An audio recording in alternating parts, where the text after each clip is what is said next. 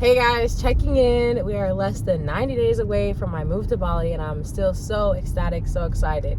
So I'm just feeling really up, really alive right now because I can feel the inspiration. Like, I can feel it. Like, you know, when you're talking about something that you feel like you have to do, and you're like, it's like feels like a list forming in your head, or an actual list that you start writing down, or you literally start feeling exhausted by just the idea of what you're about to get into, versus when you feel like inspired and you feel excited and you feel like, I can't wait to get to this. Almost like when you have a trip in the morning and you like toss and turn through the night because you're so thrilled about what you're going to experience. Like, you can already feel the excitement of the roller coasters at the park you haven't been to, or you can already feel the fun and the joy and the laughter and the sweetness of the cotton candy and the funnel cakes and everything. Like, yes. That's what I'm feeling right now.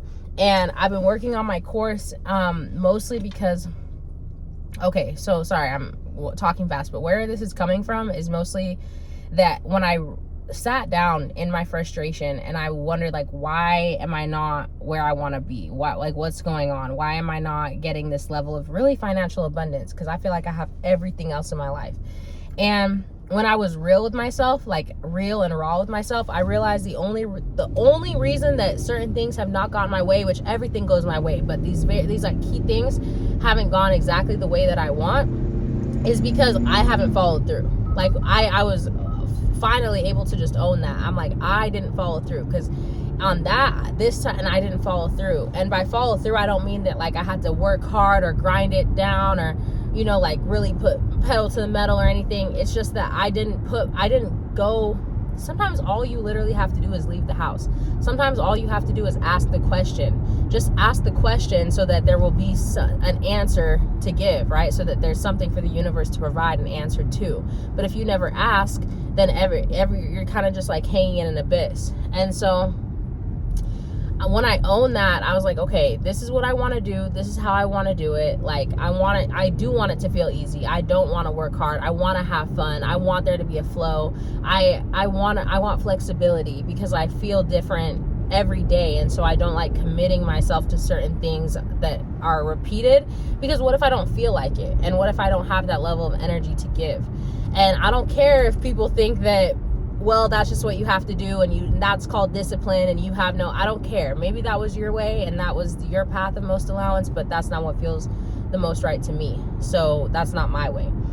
And so, man, I've just like really locked in to following my flow, creating this course. I made the outline of what I want to do, and I felt like I was still undervaluing myself for like how much I was charging for the course. And so I raised it $1,000. I put it up $1,000, and I still think that that's an underestimate for what I provide. But I was like, this is where I'm comfortable. And I just put it up there, and I'm telling you guys, even when you think no one's looking, people are looking. People are looking. Even if they don't say anything, even if you hear no feedback, people are listening, they're remembering, they're looking. And so when I went to this conference today, and I went to go say bye to one of the ladies that is my friend, and she was having a conversation with somebody, and that woman started talking to me, and she was like, you're the one from the call, right? And I'm like, yeah. And she's like, I went and I looked at your stuff. I think I really need it. And I was like, yeah, the workshop is free. And she was like, okay, but what was the paid stuff? I saw some paid stuff.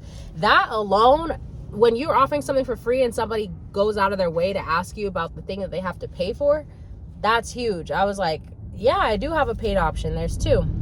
And I explained the difference of the two to her. I was like, yeah, one's $9.97 and the other one is, she said, how much is the other one? And I said, well, the other one, I'll do everything for you. You know, it's like a done for you option where you just meet with me twice. I'll take care of it all. It's $3,500. She didn't even flinch. She was like, yeah, I want that one. Like, do not base the price of what you offer on who you think will pay for it. Price it relative to the value, and then find the people who can recognize the value and who will make the investment. Like, and I love feeling that in real time, and it really boosted me. It gave me so much like upliftment, because like I know what I offer is valuable, but I get scared too. Sometimes I'm afraid to try. I'm afraid to put it out there, because you don't want to be embarrassed. It can feel embarrassing if you try to put something on, no one comes, you're talking to an empty room, all the fears of like what could happen.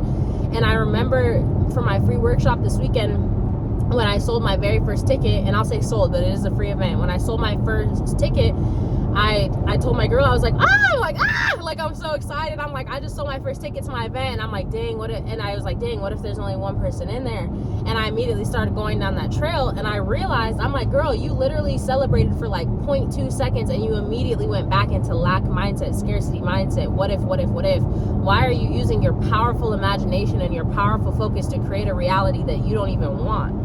That doesn't make any sense. And I did that in real time. I caught myself just like immediately going into a lack mindset. What if this happens? What if everything I don't want to happen happens? Which is like, why would you even put your focus there when you're the creator?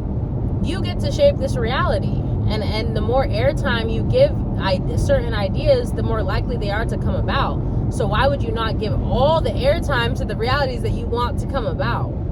And I'm talking to myself. I'm not yelling at you. Like, I am kind of yelling at you, but I'm just telling you, like, everything I say to you guys, everything I speak, I'm also evolving through it at the same time. I'm never talking down to you or saying that I'm on a higher level.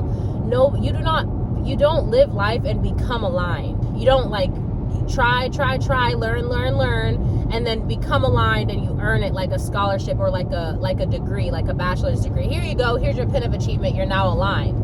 You are in every waking moment wavering through alignment and misalignment, and there is power in both.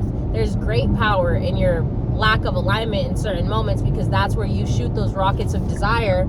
That's where you shoot off those rockets of desire, and you're only able to shoot those off because you experience some level of contrast, and you come out of the vortex and identify a preference of how you would like things to be, right? Sorry, this is Atlanta, and then the directions are getting a little, yeah, I don't even know where. I don't know. We'll get home eventually, right?